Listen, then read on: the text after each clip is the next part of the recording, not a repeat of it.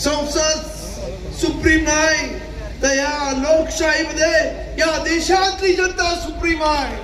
आणि आज अनुसूचित जातीतली जनता या इकडची 90% जनता म्हणते आम्हाला हे उपवर्गीकरण नको आहे, रद्द करा. तो अनंत मनोहर बदरचा अहवाल तो बदरचा अहवाल बंडल करून सचिवालयाकडे ठेवून द्या आणि ताबडतोबीने सरकारनं हे उपकरण रद्द झाल्याचं घोषित करा. पण दुर्दैवानं या सरकारला आमच्यामध्ये भांडणं लावण्यासाठी आणि आमच्यामधली भांडणं वाढवण्यासाठी जेवढा प्रश्न चिकट ठेवता येईल तेवढा प्रयत्न केला जात आहे. म्हणून मी माझ्या सर्व आंबेडकरी बांधवांना सांगतो, प्रकारची आमचं भांडण कुठच्याही जातीशी नाही.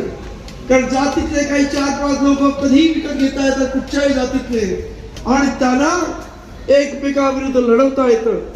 आणि म्हणून कृपया कोणाच्याही महापुरुषावरती कसल्याही प्रकारची टीका करू नका, ही माझी आपल्या सर्वांना विनंती आहे. जेणेकरून आपसामध्ये तेढ निर्माण करून यांचा जो मनसुबा आहे की आपसामध्ये भांडण लावण्याचा, तो आपण धुळीस मिळवायचा प्रयत्न आपण सर्वांनी मिळून केला पाहिजे अशी आपल्याला विनंती आहे. आणि या इथे देवेंद्र फडणवीसला मी सांगू इच्छितो की आजपर्यंत आता सर्वांनी सांगितलेला आहे आंबेडकर चळवळीचा इतिहास एकट्या बाबासाहेबांनी 2500 वर्षापासून या मनुवाद्यांची असणारी मक्तेदारी रद्दीत काढली. हो, आज बाबासाहेबांची एवढी लेकरं आहेत, जर त्यांनी ठरवलं रस्त्यावर येऊन जर उतरायचं तर काय होईल.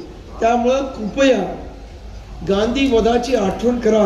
काय तुमची परिस्थिती झाली होती महाराष्ट्रामध्ये, कुठून कुठे कशी पळापळ झाली त्याची फक्त आठवण ठेवा. मी पुढं काही सांगत नाही, त्यांना इशारा काफी आहे एवढंच मी समजतो.